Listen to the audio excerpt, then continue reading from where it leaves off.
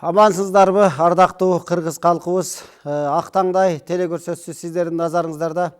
Өткөн телекөрсөтүүдө кыргыз элибиздин эл артисти маркум Залкар Төкмакын Токтоналы Шабданбаев жөнүндө жалпыңыздарга кабардар кылганбыз. Чыгармачылыгы жөнүндө, өнөрү жөнүндө эл журттун пикирлерин сунуш кылганбыз. Ал эми бүгүнкү биздин көрсөтүүбүздө ошол эле Токтоналы Шабданбаев менен бирге эгиз козуда ээрчишип жүргөн ак инидей болуп, кыргызыбызда ошол жаактууга жай бербеген акыркынын алпы, акыркынын төкмөсү деп деле бир кезде айтылган Ысмайыл Борончиев жөнүндө жалпыңыздарга ал кишинин чыгармачылыгы жөнүндө, басып өткөн жолу жөнүндө ой пикирлер жана ошол киши жөнүндө бүгүн көрө аласыздар. Анда Актаңдай телекөрсөтүүсү сиздердин назарыңыздарда. Кыргыз мамлекеттик эмгек кызылтуу ордендүү Токтогул Сатылганов атындагы филармониясынын эл аспаптар оркестринин түзүлүшү өтө зор роль ойногон. Эл ичинен чыккан таланттуулардан тандалып алынып, оркестрда биргелешип ойноого, нотадан пайдаланууга жетишүү мезгилине чейин анын жетекчилери тарабынан чоң изденүү, уюштуруу жумуштары талап кылынган. Мына ушул оркестрдин алгачкы составын тандап алуу тууралуу жана эл шайырлары менен акындарынын өмүрүндөгү кызыктуу окуялар жөнүндө Кыргыз ССРнын эл артиси атактуу төкмө акын Ысмайыл Борончиевдин эскерүүсүн угуңуздар. Мен 1936-жылы май айында артист болуп Катарга келдим. Анда бир гана театр бар болчу. Ошондо келсем, Аксакал Мураталы Күрөңкөев, Кадык Карамолдо, Чалагыз, Актан, Атай Шаршем, Муса Адамгалы, Бекмураттар олтурган экен. Ошолдо Боталиевди, Малдыбаевтерди да көрдүм.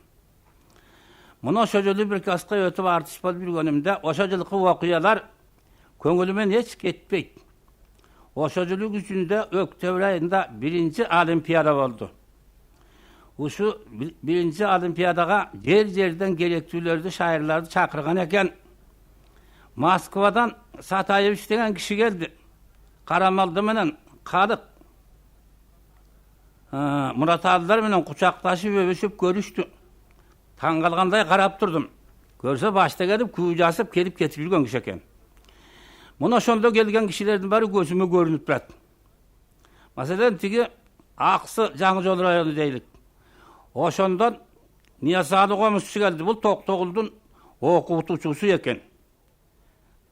Токтогул районунун Бегнасар куу келди. Күлдүргүч киши экен. Ушул Тянь-Шань жагынан Шапак деген чоң манасчы келди. Ошонун ичинде тетиги Оштон Камчыбек, Байыш деген кыякчылар келди. Таластан Шекербек, Сооронбектер келди. Ол Чүйдүн боюнан Көкөнүп, Байсалбаев, Шабданбаев дегендер келди. Ысык-көлдөн Ыбырай Туманов келди. Муну ушулардын баарысын көрдүм. Булар көрсө Кыргыздын өз нукура таланттуу каймактары экен. Олимпиада башталды. Эл көп. Комиссиянын башында Шубин болду. Өкмөттөрдөн киши болуп жүрүп атты олимпиада. Ошондо Ниязалынын комуз черткенин көрүп таң калдым. Суу көтөрүп келаткан келинди элестетип, суу көтөргүчтөй кылып, комузун ийине салып алып, сакынада басып жүрүп чертти. Шумдук дедим. Бегнасар деген киши күлдүргүч, туурагыч экен. Жеке бир башы бир уям мышыкты туурайт. Мусоону ал короого айтылган келиндерди, ал келиндердин баштан кылып тамак жеп атканын, камыр жууруп атканын, камырды жууруп атып тердеп терин шыпыр кыргызып ийип, ичкенели ичип атат, жегени жеп атат деп күлдүрүп элди кыраган катык салып атты. Шапак деген киши манасты айтат экен, даңктуу манасчы экен, аны көрдүм. Ошондо Сооронбек, Шекербекти көрдүм. Шекербек Карамурут чыңалган жигит экен, комузга колу жабыша калып ойнойт. Мындайды көрө элек болчумун, буга да таң калдым. Анан Акталаадан Калмурат келди эле, үнү күн жаагандай күркүрөгөн, айда үндүү киши экен. Калмураттын обону деген обону бар экен, ошону ырдады. Ат башыдан Шерали келди де Соосулма деген бир обону бар экен, айда коосурдайт экен. Ушуларды көрүп абдан кубандым. Мен андай зорлорду көргөн эмесмин башта.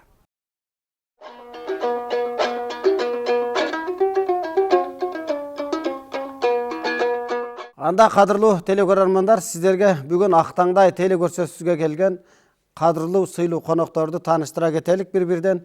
Менин оң жагымда отурган улуу устат комузчу, Кыргыз Республикасынын маданиятын эмгек сиңирген ишмер Саадабай Шабданов агайыбыз. Жана дагы кыргыз журтчулугубузга көптөгөн өзүнүн эмгектерин жаратып келген ардагер журналист Абдылда Капаров агайыбыз. Абдылда агайыбыз жөнүндө дагы бир далай токтойбуз. Ал эми дагы бир биздин сыйлуу коногубуз кыргыз эл артисти, даңкы кеткен дастанчы, акын, обончу Жолболду Алыбаев. Куш келипсиздер.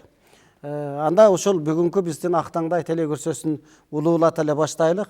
Саадабай агай ушул Исмайыл Борончиев агабыз жөнүндө жалпы телекөрөрмандарга ал кишинин өмүр жолу, чыгармачылыгы жөнүндө кеп курмакчыбыз.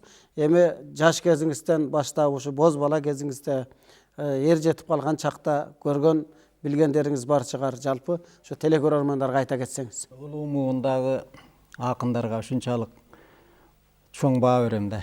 Себеби мен мына Токтогул, Жеңи жокторду көргөнүм жокко, Алымкул төкмөнү көргөм. Анда жаш элек жанагындай бир 3-4 жерге таяк кылып, анан ошого жанагындай кубайка бирдемкени эметип, анан эмени жанагындай керосинден куюп, ошого жагып, анан түндөсү от коюп, ошо эшикке эле коет эле да. Анда эми жанагындай театр болгон эмес, башка болгон эмес. Мен ушуларга ошондо таң калам, саатына карабай, башкага карабай. Анан ырдап атканда дагы жанагындай бир ошол айылдын башкармасынын атын же болбосо бир аты чыккан адамдардын аттарын эле сурап алышат эле. Анан кийин айт чыкканда күлүп жатып каласың да, ушундай болот эле да. Эми мен бу Исмайыл Борончиевга мындай көңүл буруп караганым, бу улуу адамдарга кыска өзүнүн бир нускарын ырдап кеткен жери бар да. Кош Алымкул деген Алымкул өлгөндө ырдаганы бар экен. Ошондо Ниязалыга мынтип жазыптыр да. Ниязалы аксылык комузга колун маш кылып өткөн экен бул залкар өнөрүн элге тапшырып дейт. Анан кийин ошол эле жерде Атайга айтат да. Комузчу Атай өлгөндө кол барбай турду көмгөнгө деп. Эми карабайсыңар, ар бир 2 сабында өзүнчө бир томдук да. Эми булар жаттап алган эмес.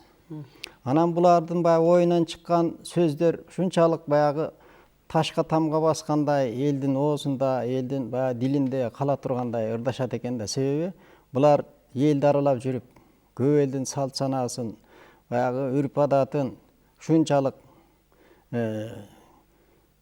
терең билгендиктен, анан эл менен болуп, дайыма элдин арасынан алып чыгып кайра элге бергенде, ошол элдин купулуна толо тургандай бир саптарды айтып ушундай берет экен. Анан мен негизги айтайын дегеним, эми бул кишилер мындай жагы бар да, дагы бир баа берген. Мына Жеңи жоктун 2 чогону бар, билем. Өзүнүн огону да. Анан эми бул кишинин дагы өзүнүн огону бар эле да. Дайыма айтышка келеби, же болбосо кандайдыр бир эме болсо, өзүнүн огону менен ырдап, ошо элге ошол өзүнүн огону менен нукура жеткирет эле да. Мен оюмча, ушул өзүнүн огону менен ырдагандар элге терең кетет окшойт да. Ушул Исмайыл Борончиевдин ушундай бир жакшы сапаттары менде калды. Мына төкмө акындардан эң кыйындары мен билем, мына баягы куйма кулак деп коет экен, калыга кийип, мына Токтосун Тыныбеков. Булар мына кече жакында деле көп нерселер адамдар тарбиялап чыкты да, мына ушул убакка чейин көп эми ошолордун сабагын алып калган, ошолорду көрүп калгандар мына ырдан жаңылбай жакшы келип атышат да. Мына эң жакшы ой пикирлерди өзүңүздүн ушул көргөн билгениңизди айтып бердиңиз. Ал эми ушул сиздин сөзүңүз куру болбосун. Мына агайлар дагы ушул жаш кезинде ушул көрүп угуп калган жайлар бар. Биз анда биздин ушул элдик каналдын радиобуздун казындасында Исмайыл Борончиевдин өзүнүн аткаруусундагы чыгарманы угузуп көрөлүк. Албетте бизде баягы видео записи жок, ошондой болсо дагы ал кишинин үнүн жалпы ушу көрөрмандарга өзүн жанагы обонун угузуп берелик.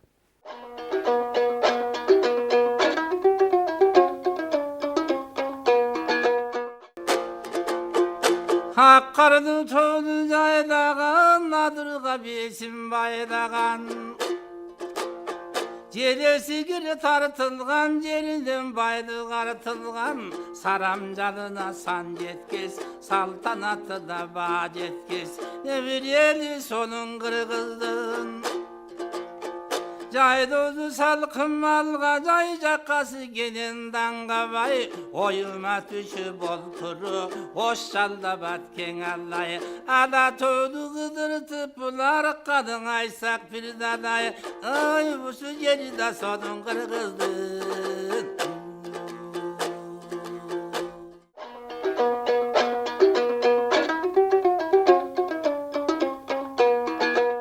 Анда біз сөз кезегін ардагер журналист дегеле ушул кыргыз элибиздеги төкмөлүк өнөргө төкмөлөр кандай болгон, алардын ушул тоо булбулу Токтогул атабызды биздин канатташ казак жергесинин барбаган жери калбады, Кыргызстандын барбаган жери калбады.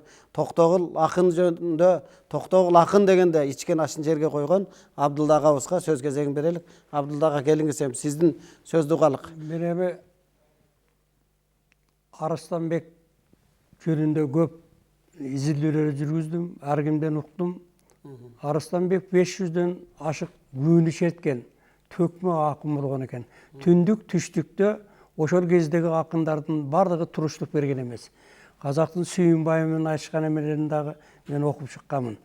Бирок кийинки муундардын ичинен биз Токтогул Эшмебет кеткенден кийин Коргол эми калыктар менен тең түшө экен. Аларды биз кийинирээк окуп калдык. Ошондон кийин эле Ысмайыл, Осмонкул калыктардан кийин, Алымкулдардан кийин эле Ысмайыл ошол орунду ээлеп улантып кеткен. Ар жака барганда дагы республиканын эмесин таламын талашып, казак боордоштор менен айтышканда дагы аларды бардыгын артка калтырып, өзүнүн даңктуу таланты менен көрүнгөн эме Ысмайыл Борончиев. Ысмайыл Борончиевди мен Фрунзеде кийинирээк көрүп калдым. Башта дагы көрүп жүргөнмүн. Жанагы айрыкча анын эмеси бир ыры бар эле. Таштандырардан калдыгы деген поэма сымак. Ошону укканда бир 20-25 мүнөт төкчү эле да. Анан бул калтарыбай, деңизди чайып алып кетип аткан кемедей болуп ырдайт эле. Бир жеринен так албай, бир жеринен ката кетирбей, так, тили так, ою так, ушундай кишилерден болгон. Эми ошонун бир нерсесин айтып коеюн, азыр жымсалдап эле биз эстебес турсун алып, тиги Токтосун Тыныбеков, Ашыралы Айталиев, Тууганбай Абдиев, жана Таранчиев дегендер болгон. Ошолорго бул сын айткан киши. Сын айтканда ошол өзүнүн артынан ээрчи албай калгандык үчүн сындап айткан. Ушу ээрчип кыргыздын таламын, кызыкчылыгын коргой турган төкмө акындын начарраак болуп калгандыгын айткан. Ошолорго ичи чыккан эмес. Эми ал оройраак айтылган менен нак гана айтылганда, эми ошол Ысмайыл баа берген эмелер кийин эмне болду? Ошол бири дой менен ырдап жүрдү бир топ жылдар. Бири болсо алтындай болгон элдеримде ырдап жүрдү. Анан партия жөнүндө ырдап жүрдү. Эми буларды эми кайчыш болгон кишилерди көп эле чукулай берген болбойт. Бирок өзүнү арман кылып ээрчиген эме болбой калды деп. Өзү Токтоналы Шабданбаевдин айтышып жүрдү өмүр бою. Ал Токтоналы Шабданбаев абабыз өткөндөн кийин ал жалгыз калды. Кандайдыр бир айтыша турган киши жок. Өзгөндө бир жолу ырдап аткан экен. Анда партия тирүү кези коммунизмге кетип аткан жолдобуз. Анда ошондо жанагы эмеге маданият бөлүмүнүн, райондук маданият бөлүмүнүн эшигине ырдатып коюп туруп ошол күнү пленум экен. Ошондо ошол Ысмайыл акемди көрүп туруп менин ичим ачышты. Ошондо бир эметип кире бериште ырдай турган болуп калганбы? Мунун урматын сыйын билбейт экен деп. Мен кыргыз элинде Ысмайыл акемен кийин жакшылыктуу бир даана, термен насият, өзүнүн эмелерин эч эмеси калтырбай ырдаган, эки жагын шыпырып эметкен акынды көрбөй калдым мен. Кийин эми берки акындар менен болдук, бирге чай ичип жүрдүк. Бирок Ысмайыл акемдин да чай ичкенмин. Кеминде 3-4 жолу Фрунзеден бирге болуп калдык, комузун көтөрүп жүрөт эле, галфе шым кийип жүрөт эле, эски сталиндин формасынан. Бирок чайып албаган, кебелбеген ушунчалык чоң төкмө акын эле да. Ысмайылдай ақын болу азырқылар тапталып атат. Бирок Бишкектин айларысына жүре берсе, арадан жакшылыктуу нерсе чыкпайт. Менин айтарым ушул. Ысмакем ушундай. Эң жакшы мына эскерүүлөрдү айтып кеттиңиз. Мына ушул сиздин сөзүңүзгө коштой эле биз ушул жакында бизде ушул Кыргызстанда Каркет элек маалда кадимки Сары Өзөн чүйдүн боорунда ошол Исмайыл Борончиевдин айылына, Алчалуу айылына барып келдик эле. Анда ошону бир көрөлүк телекөрөрмандар менен.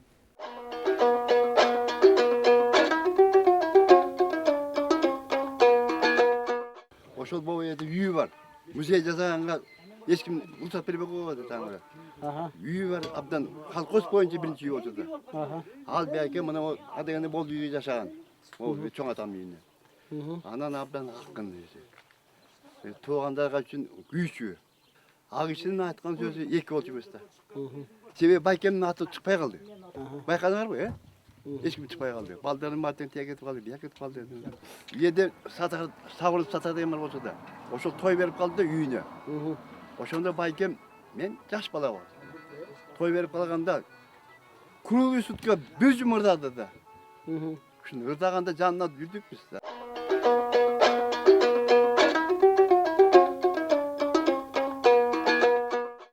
Анда эми биз ушул жакшынакай сөздөрдөн кийин биздин кыргыздын эл артисти Жолболду агабыздан кеп угалык да. Жоке, эми сизден угалык эми. Эми жакшы болот. Мен жогору жакта мына өзүмдүн сыйлаган, урматтаган мына агаларым менден улуу, булар бизден көптү билет, ошол аралашып жүргөндөрүн айтты. Эми баягы кыргызда бир жакшы сөз бар да, сөз келгенде айтпаса ата сөйлөт деген. Мына жогору жакта Абдуллак айтып атпайбы, уруусун дагы айтып коюш керек деп. Мен ошондон айтып коюшум керек, сыймыктанып. Мен дагы мундуз болом, ошол көрсө Исмайыл акебиз дагы мундуз болгон экен. Ошо мундуздан ушундай залкар төкмакын чыкканына мен дагы кубанам. Мен муну илгертен бери билчү элем, бирок биздин заманда эми жана уруу дегендерди мындай жакшы тыюу салып биз аны оозго албай өскөн болчубуз. Мына кийинки маалда айтылып атат. Бул эми бир жагынан биле жүргөн жакшы, мактана турган, даңктана турган жагы болсо, мындай тарбиялык мааниси жакшы болсо айтып койгон жакшы болот. Ал эми бул өзү бардыгынан сөз улуу да. Бардыгынан сөз улуу. Мына биз айтып жүрөбүз жана баатырларды, жана балбандарды. Бирок бардыгы келип сөздөн күчтүү эч нерсе болбойт да. Сөз улуу. Айтып жүрүшпөйбү? Библияда дагы сөз бар экен, биринчи сөз жаралган деген. Бул бекеринен айтылган эмес, бул Кудай Таала кудурет ушу сөздү ошон үчүн мына адамдарга берген да, башка жан жаныбарлардан өзгөчөдөн түп сөз берип акыл берген. Мына ошол акылдын эсебинен, анан сөздүн эсебинен анан жанагындай бизде төкмө акындар чыгып отурат да. Эми бул жерде ачыгын айтып коюш керек. Бул төкмө акындык өнөр өзү негизинен кыргыздарда абдан мыкты өнүккөн да. Мына кийинки маалда мына казак туугандар муну бизден алдыга оозуп, мамлекеттик деңгээлди карап дегендей жакшы жолго коюп алышты. Бирок мурунку замандарда бул кыргыз элинде төкмөчүлүк өнөр абдан мыкты өнүккөн. Анан ошол казак туугандар дагы ошол кыргыз төкмө акындарынан үлгү алган. Мына жогору жакта айтып атпайбы Абдулла ака жанагы Арыстанбек менен Сүйүнбайдын айтышы деп. Эми ошону деле биз окугам мен дагы анда деле жана ошо Сүйүнбайдын ким экени, ошол эле кезде Арыстанбектин ким экени алардын ырынан эле байкалып турат. Анын үстүнө дагы ачык эле айтып коюш керек. Ошо Сүйүнбай деген дагы ошо эгер тарыхта кайрыла турган болсок, анан жана Майгөт деген алардын белгилүү акыны болгон бир убакта.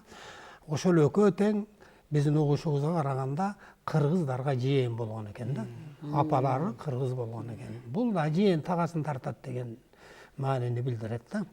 Эми бул төкмө акындык өнөр бизде мурунку кездерде абдан мыкты өнүккөн. Мына улуу Манас эпосу баш болгон Озеки чыгармалардын бардыгын ошол акындар жараткан. Мына акындар жаратып, мына ушул күнгө чейин алып келип атат да. Аны биз эми айтып коюшубуз керек. бул акындыгы акындар мурунку заманда ошо азыркыдай мына техниканын жок заманында, азыркыдай телевизордун башкалардын жок заманында элдин эң негизги баягы алдыңкы катмарында ушул акындар турган. Бүтүндөй жаңылыкты ушулар билген, саясатты ушулар билген, элдин каада салтын бүт бардык ушул кыбыраган нерсесин ушул акындар элге жайып, элге ырдап, элге түшүндүрүп турган. Ошон үчүн акындарды эл абдан сыйлаган. Мына Исмаил Борончиевди мен жанагы Асырал аке менен анан Тууган аке менен көп болгон маалда сураганда ошолор Исмаилди абдан бартап айтышат эле. Мына Исмаил абдан кыйын болчу дейт. Бул жанагы өзгөчө сатиралык ырларга, биз эми азыр сатирада калбады, куйкум сөздүк ырларга абдан кыйын болчу дейт. Анын алдында мынау Осмонкулдар, баягы чоң акындар тайсалдап турчу дейт, жанагы ошо жана куйкум неме ырга келгенде дейт. Анан бирөөлөрдүн жанагы сүрөттөп, бирөөлөрдү кошуп, муну бир ырдап койчу дегенде, ошо Осмонкул башы менен, калык башы менен, алымкул башы менен Исмаилга жол берчү экен. Исмаил, эми сен ырдап кой деп. Анан Исмаил Борончиев отуруп, анан ар кимин өзүнө жараша ырдап, анан ушу элди күлдүрүп, баягы ырдаган адам, баягы ырга кошулган адам да ыраазы, уккан адам да ыраазы. Ал турмак Алымкулдун өзүн, Осмонкулдун, калыктын өздөрүнүн жанагы кээ бир немелерин айтып ырдаша экен. Ошондо баягылар күлүп, башын ийип анан ошондой эме болуп отуруп беришти экен да. Анан өзгөчө бул төкмө акын деп койсо эле жалаңгы ыр менен деле болбойт өзү. Бул кара сөздүн дагы айтышы бар. Анан жөө айтыш деген болгон илгери. Кара сөз менен акындар жолдо кеткенде жөө айтыш деп баягы керели кечке эле ырдай берсең деле үнүң бүтүп неме болуп калат да. Анан ошо кара сөз менен айтышкан экен. Мына жанагы Исмаил Борончиевдин китебинде жөө айтыш деген бар. Эми укмуштуудай салыштырмалуу, анда таң каласың. Рахмат жол болду эке. Мына сиздин айткан сөздөрүңүзгө кошулабыз. Албетте бүгүн мына биздин Исмаил Борончиев жөнүндө, Исмаил Борончиевдин чыгармачылык жолу, өмүр баяны жөнүндө ушул элибизге кабардар кылып атабыз. Сиздин тилегиңизге кошулабыз. Биздин ылайым ушул арабыздан жакшынакай ушул ошондой бир деңгээлде бир таза тунук кылып алып чыгып алалы деген ой ниет тилек менен жыйынтыктап атабыз сөзүңүздү. Ал эми сиздин сөзүңүздү улай эле биз ушул Ак таңдай телекөрсөсүнүн казынасынан маркум дагы кыргыздын чыганы, кыргыз эл артисти Тууганбай Абдиевдин Исмаил Борончиев менен айтышып экөөнүн эске өрүүсү бар. Ошону чогуу көрөлүк.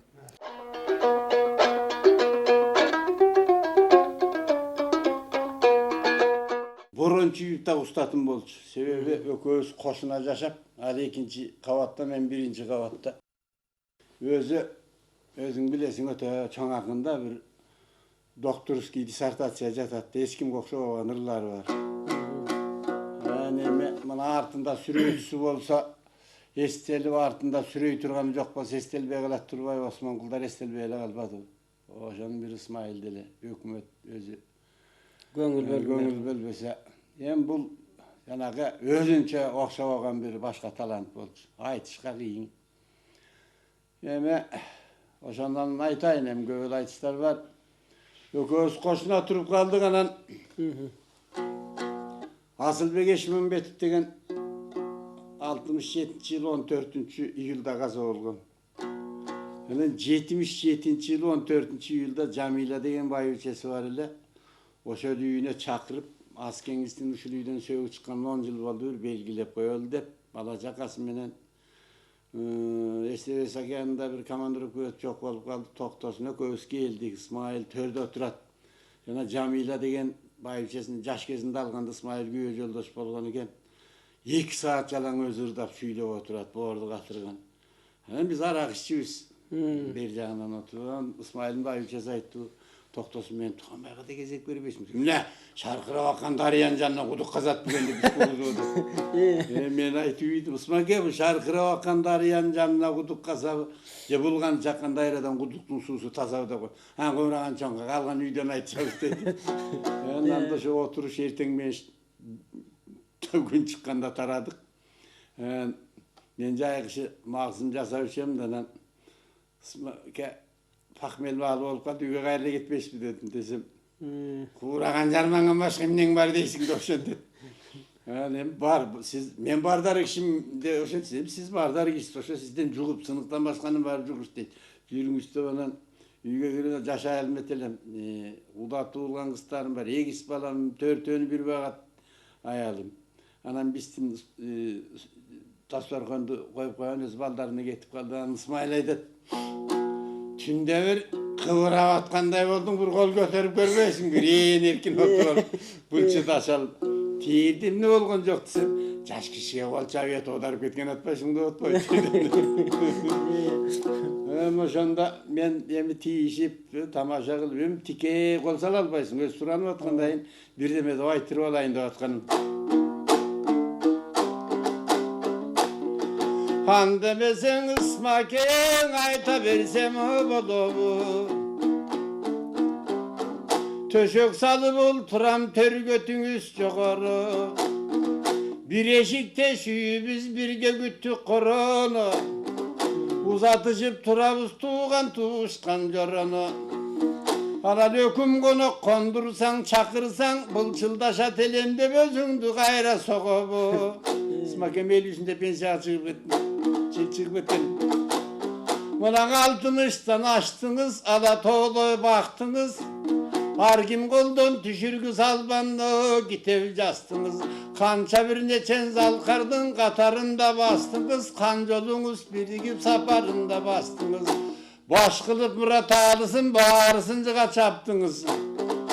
Esaluğan ısmake elüğün dili çığa kaçtınız. Balapan baskan toğtoy bay biçengdin jalında bayır aldınız da çaptınız. Torgoy tildi çok akın negizi 90 düzdü çaptınız. Ay çonka üstü kuşu dedi. İçi valı ananırdı o da.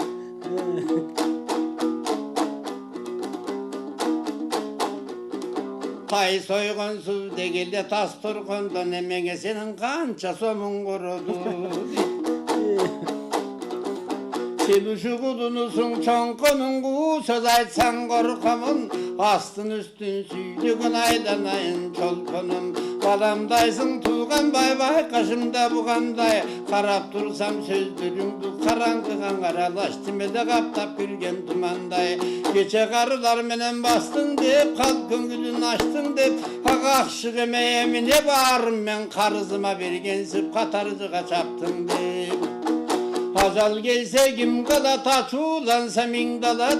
Adam canın amalat asman kalat gün kalat. Den soluğu tazalar darının barkın bilebi. Derden digin alıp gökarının barkın bilebi.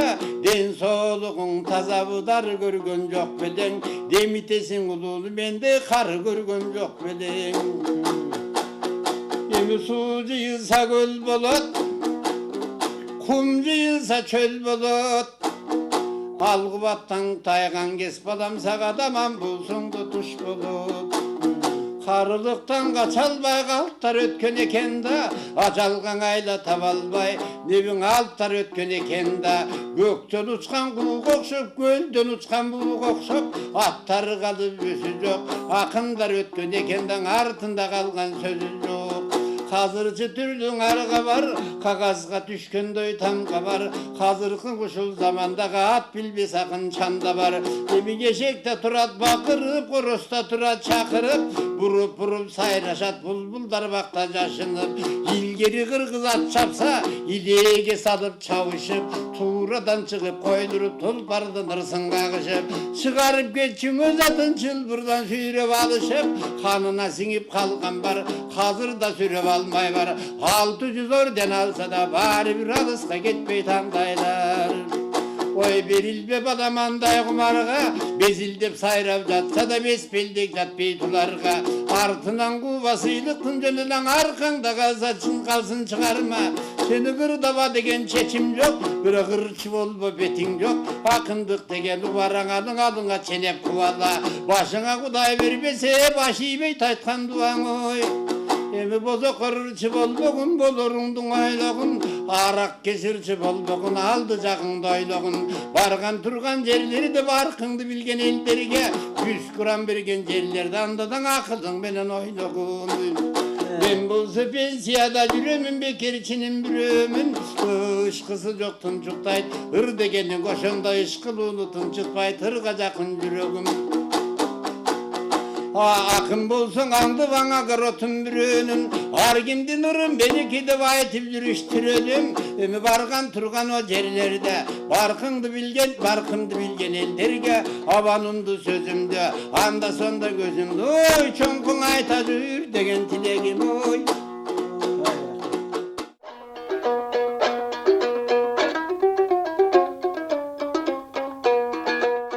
Урматтуу телекөрөрмандар, сиздер Актаңдай телекөрсөсүндө бүгүн Кыргыздын залкары Исмаил Борончиев жөнүндө ушул кабардар болуп жатасыздар. Анда биз ушул көрсөтүүдөн пайдаланып, Исмаил Борончиевдин небереси Шамил Борончиевдин сөзүнө кулак төшөйлүк.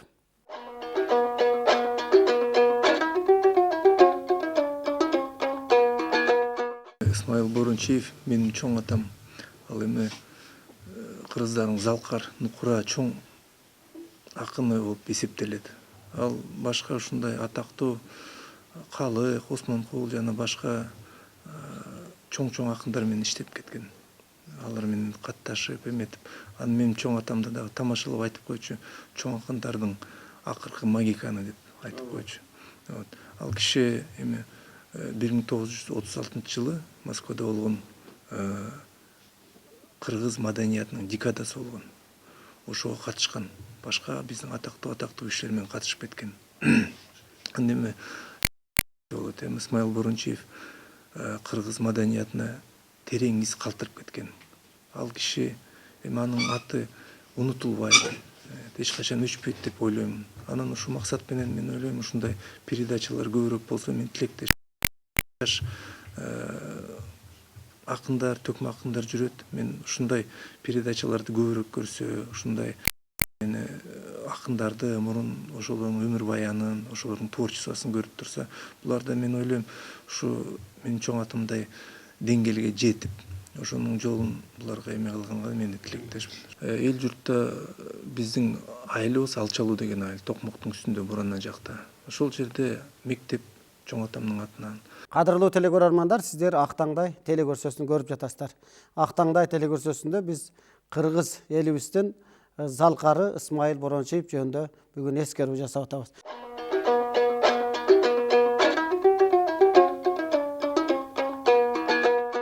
Борончиев жөнүндө бизде өзүнчө ачылган музей бар. Биздин балдар жакшы билишет бул акынды. Акындын ырларынан жактаганга да үлгүрүп жетишебиз. Себеби деген биздин мектеп ушундай Борончиев атындагы мектеп болгондуктан биз ал кишинин өмүр баянын бардыгы музейде көрсөтүлгөн. Биздин музейге окуучулар экскурсия катары жумасына күнүгө да 5 күн сайын ачылып турат. Азыркы учурда музей 5 бөлүмдөн турат. Биринчи бөлүмдө турасыздар. Булар Исмаил Борончиевдин өмүрү жана чыгармачылык жолу. Мына биринчисин карасаңар, биякта акындын үй бүлөсү, андан кийин өзү тууралуу өзүнүн сүрөттөрү. Бул Исмаил Борончиевке ошол учурдагы райком партиядан келген сүрөт. Андан кийинкиси акындын ошол жана эстеликтин ачылышы. Бул сүрөттөрдүн баарын тең биз эме Фрунзе шаар болчу анда. Ошо жака архивге барып алып келгенбиз. Ал эми ылдый жакта карасаңар, Исмаил Борончиевдин алган сыйлыктары. Бияк жагында идиш аягы, бияк жагын карасаңар, алынган өзү жазган китептер. Биякта Исмаил Борончиевдин тууралуу ошол учурдагы газетада чыккан материалдар. Берде болсо, мектеп ачылгандагы сүйлөгөн кишилердин сүрөттөрү. Ушу менен бул биринчи бөлүм бүтөт.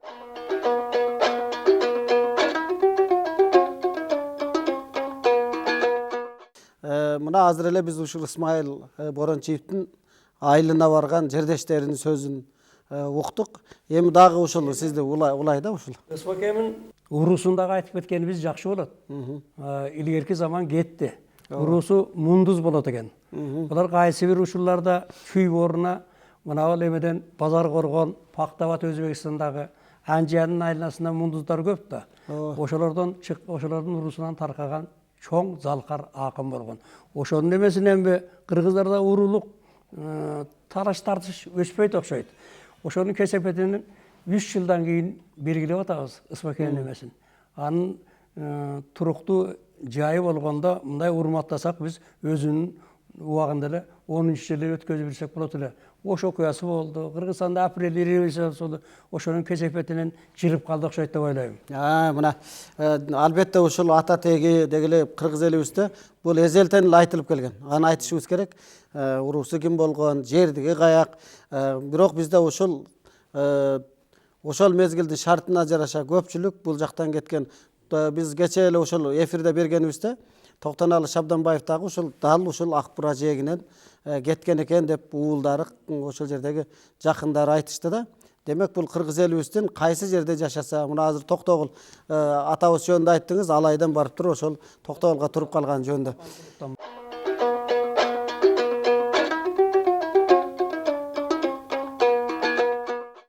Бул ушундай бир өзүнчө жаралган инсан экен. Учурунда өзүнөн мурунку акындар баа берип кеткен Исмаил ошолдун айылы ушул. Биз ошонун атын сыймыктары менен алып жүрөбүз. Биздин мектептин аты да ошо Исмаил Борончиев атындагы мектеп. 80-90 жылдыгын өткөрүп жүргөнбүз. Анан эми Исмаилдин айткан кептери, айткан сөздөрү ушунчалык философиясы терең, сөз тапкан, өтө чукул, тез ойлонгон адамдардан болгон экен. Анын агайын туугандары ушул жерде Сыдыгалиевтер, ошо туугандары баласы бар эле, аны таанычу элек, ада каза болуп калды, Муса деген. Мына ушу өткөндү эскерип кеткен силерге чоң рахмат. Элдик канар эл тээр, Нукура элдик экенин көрсөтүп атат. Силер пайда болгондо канчалык жаңылыктар кирди. Исмаил Борончиев деген мен атам менен тең түш киши болчу. Бийил 100-кө чыкмак. Биздин атабыз 100-кө чыкты, ада 100-кө чыгат го деп ойлойм. Анан Исмаил Борончиев 50-кө чыкты деп менин атам бир косусун алып алып барган. Экөө аябай тең түш болчу. Эми жаштарга баламдай эсиңер баарыңар эле. Калайык калкка, жумрай туртка тынччылык берсин. Бала чакага өмүр жаш берсин. Элге тынччылык берсин, ошону тилейм.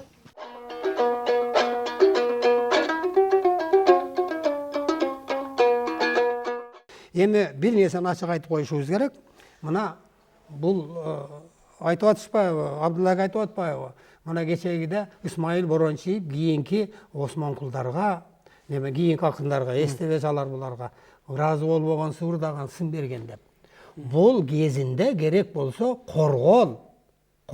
Мына айылда эле жашаган. Айылда жашаган коргол. Осмонкул менен Алымкулга сын берген кезинде. Мына эки сап жери бар. Баягы сен дүйнө дегенде акындарга сын бергенде эң акырында барып уну мактап келип, Осмонкул менен Алымкулга келгенде эки сабы бар.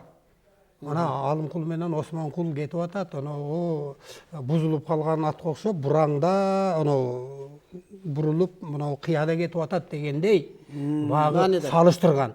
Мындан келди биздин акындык төкмөлүгөнөр бара-бара төмөндө отурган да.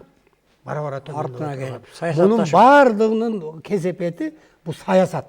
Бұл партияның заманы болып қалып, анан жанагында алып туруп байларды жамандайсың, буларды мактайсың, партияны мактайсың. Анан кийин жанагы эм кийинки эстебес токтосун акелерге деле биз өтө деле багы неме кыла бербешибиз керек. Аларга заман өзгүнөлүү болгон.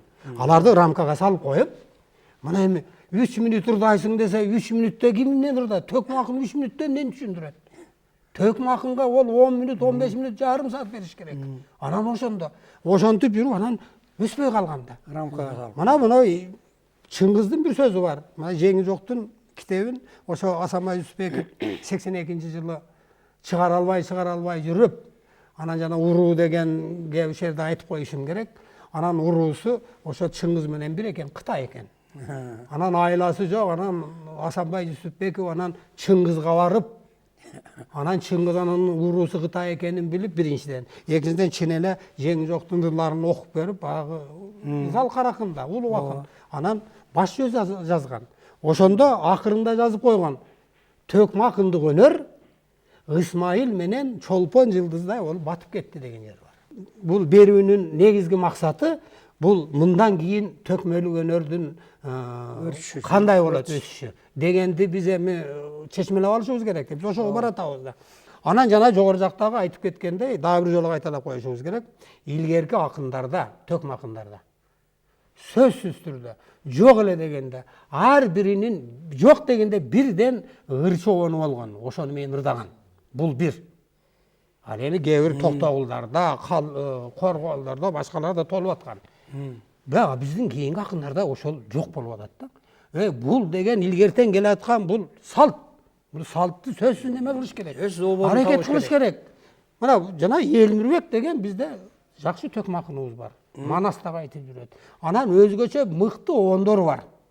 Үнү мыкты сонун. Жок дегенде ушул неме өзүнүн бир ыр чобонун чыгарып алар экен десе, ошо чыгарбай жүрөт. Анан дагы биздин жаш балдарыбыз, жанагы жакшы эле болуп калган акындарыбыз. Казактын оондору менен ырдайт дейт. Кошуп кетет. Качан кайсы заманда кайсы кыргыздын акыны казактын оонуна салып ырдаган. Ар бир эл өзүнүн немесин көтөрүш керек. Ошондон анан өнүгөт. Кадырлуу телекөрөрмандар, сиздер Актаңдай телекөрсөтүүсүн көрдүңүздөр. Актаңдай телекөрсөтүүсү бүгүн кыргыздын чыгааны Исмаил Борончиевге арналды. Ал эми биздин ушул Актаңдай телекөрсөтүүсүнө келип өзүңүздөрдүн ой пикирлерди, Исмаил акын кандай болгон, ал кишини көрүп калганыңыздарды, деги эле биздин чыгармачылыкта ушул төкмөлүк өнөр, акындык өнөр, кыргыздын ушул Кудай Таалам бирден бир кыргыз элине берген өнөрдү барктап алалы деген өзүңүздөрдүн сунуштарды кошуп кеттиңиздер. Сиздерге бекем ден соолук, чыгармачыл ийгилик, төкмөлүк